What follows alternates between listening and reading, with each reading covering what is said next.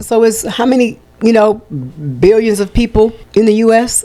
I'm sorry, millions? I don't know how many people, but it's a lot. But so just think about people having to pay taxes. But we have so much money that has been wasted. Think about if you gave each person, you could give each person $1 million cash, and you won't touch the service. I'm just saying. But anyway, let me ask Chat. I'm curious though. Chat, how many people are in the United States? I don't have it on the vocal thing. Approximately 340,110,988. This is a reflection from the 20. It's an increase. So listen, 300 million. That don't even scratch the surface of income we've been giving to other countries.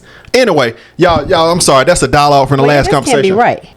I guess so. It says increase. The growth rate has primarily driven by immigration, was accounted for 80% nation's 3.3 million person increase. But I'm saying, listen. Oh, maybe so. Okay.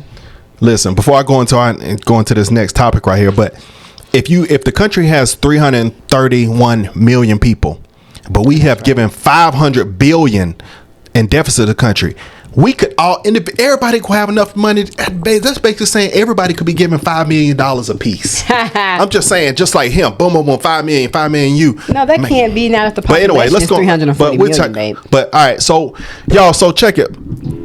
I was looking at this piece of this Tucker Carlson interview with Piers Morgan, and Tucker said he knew completely that Biden and his team were trying to unalive Trump, and it wasn't a guess. They had the data. They knew that he was trying to take him out. So I want to watch this interview, just this part that he was talking about this. That's crazy. That's why Barron was like this. Gave him that sinister look. You're next, you old smoke.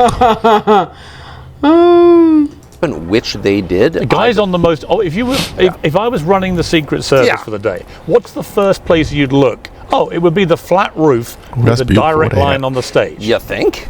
And there was not one agent positioned or assigned to look at that. None. They had no idea. But why? Well, because they wanted to kill Trump, obviously. The Biden administration wanted to kill Trump. I mean, there's no doubt. Do you genuinely think? Of course, I know that. And I know that by what I saw. In other words, if you leave your child inside a locked car on a hot day and go into a casino and spend 3 hours gambling and the kid suffocates, I can say, Piers, you killed your child.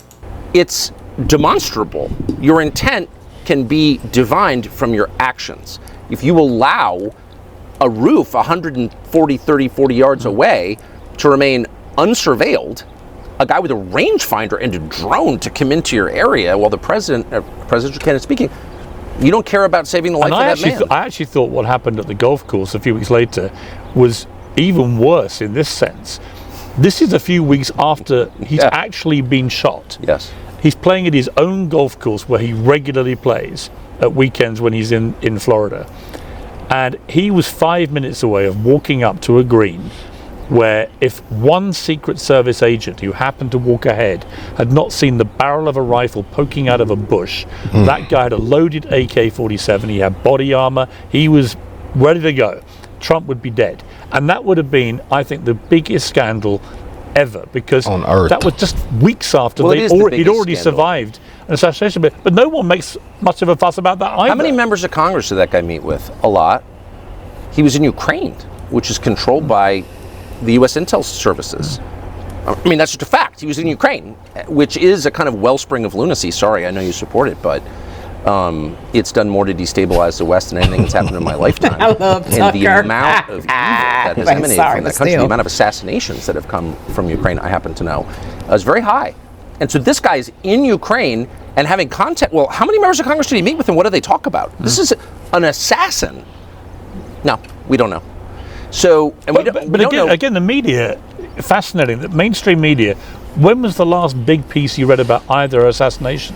And yet, if that had been an attempt on Obama, on Biden, on Harris, on anyone on the Democrat side, they wouldn't stop talking about it. Because everybody knows what this is. These are not lone gunmen any more than, Lee Harvey Oswald was a lone gunman. The lone gunman killed by a lone gunman 2 days later. Okay now. I mean, it's just it's so horrifying that clearly both of these guys were agents of the permanent government in Washington or globally.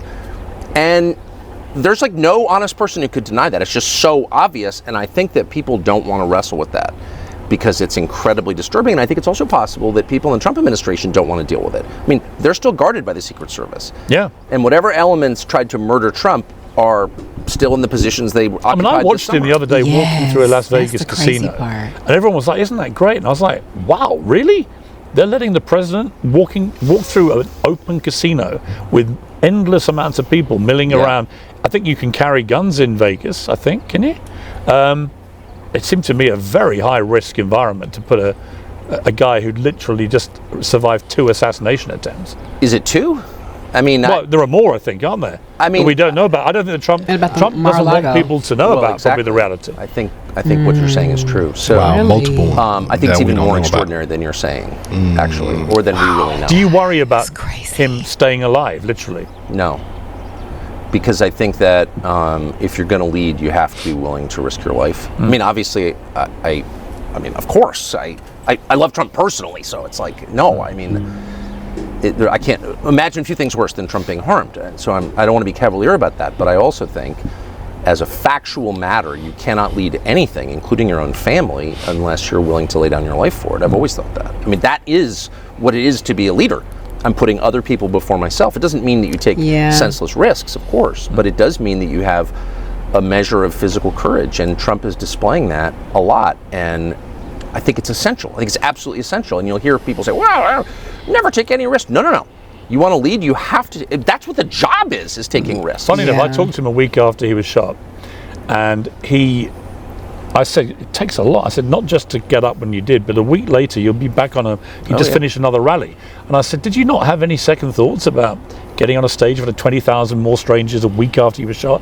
And he said an interesting thing, a very rare moment of kind of slight vulnerability that he was admitting. He said, I knew if I didn't get back out quickly, I may never get back out. Yeah. I thought that was a Built really like a honest tank. It wasn't a thing. week, Yeah. it was Tank- 2 days. tank mindset. It was shot on a Saturday. Strong. That's You know, right. Republican convention Can't delay. started Mondays. Right. I'm looking at my Yeah. picture. That's good. I'm remembering this right. The Saturday Wow. afterwards was when he did the first That's almost like the same concept I heard somebody say. If you get, like, let's say you were bit by a dog, the best is if you're bit by a dog, immediately go back to playing with dogs and petting dogs and and enjoying dogs, because what happens is you spend too much time now, you're going to build this fear of dogs. Yeah.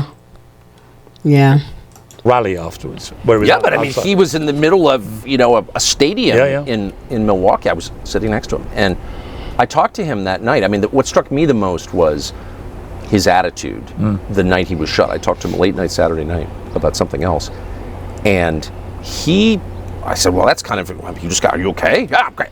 Didn't want to talk about himself at all. And the first thing he said and went on about it was how brave the people in the crowd were.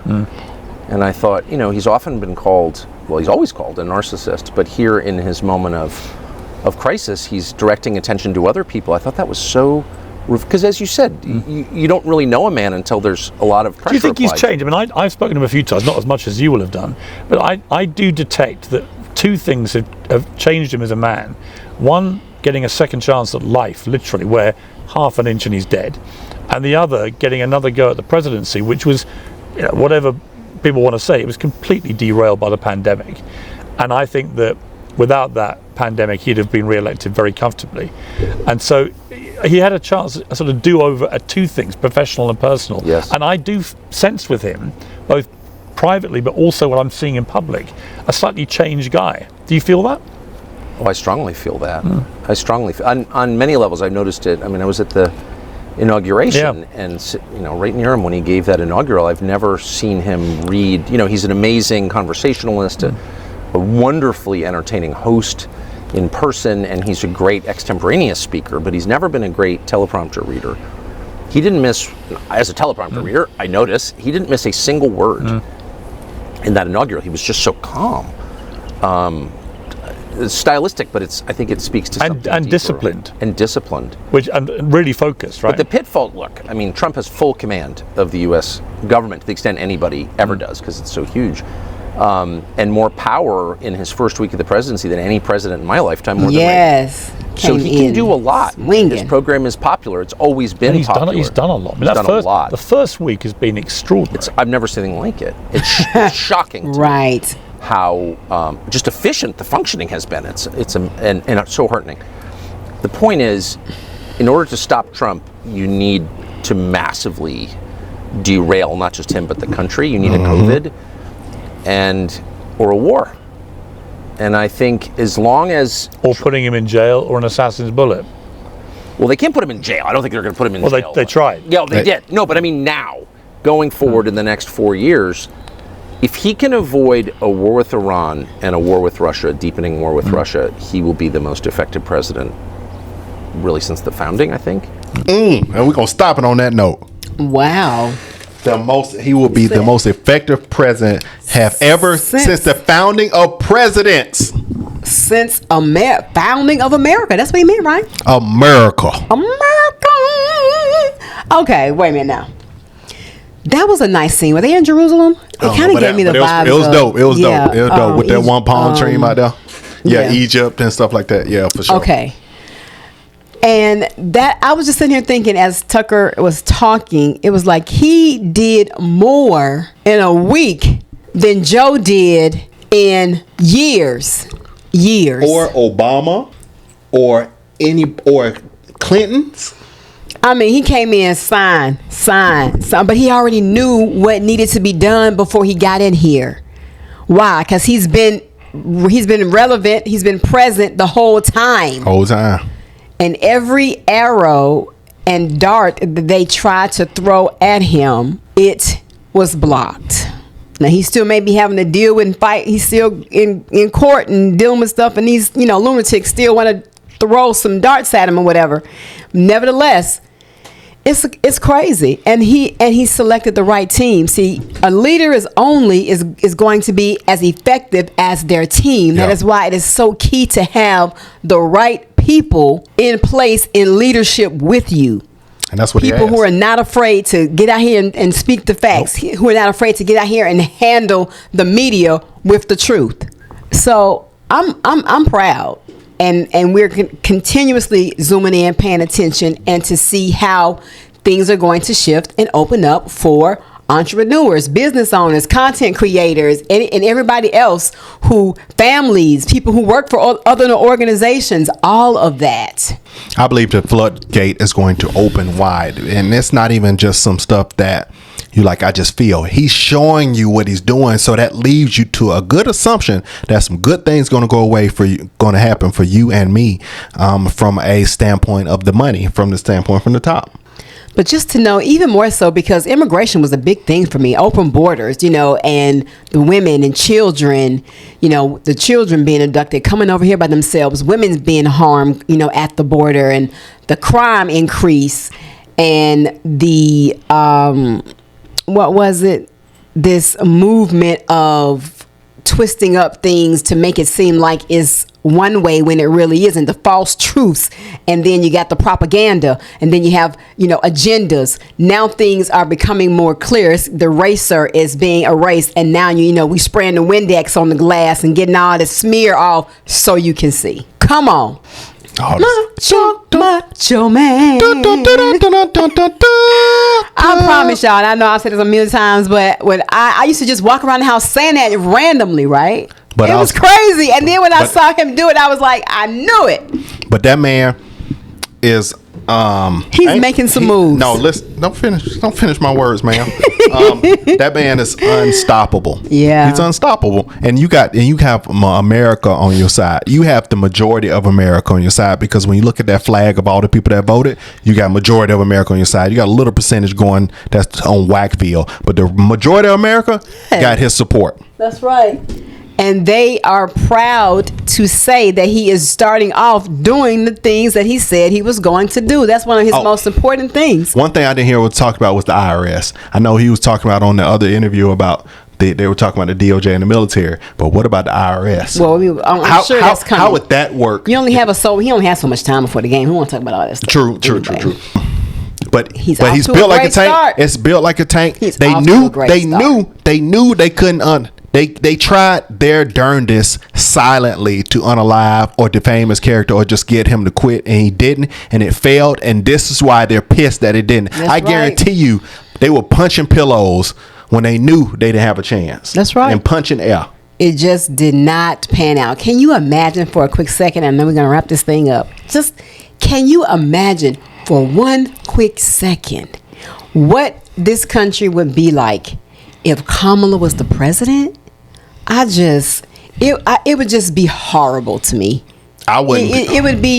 It would be unbelievable. It would be crazy. And even from a content perspective, if she was the president, content would suck as far as political content or commentary political, because even as who want to be continue to report stuff she doing and all, because she would only really, I'm telling man, censorship would be very heavy. It'd be heavy, and the group she would support, we already know the groups that she would just support. Man, that's who want to report that?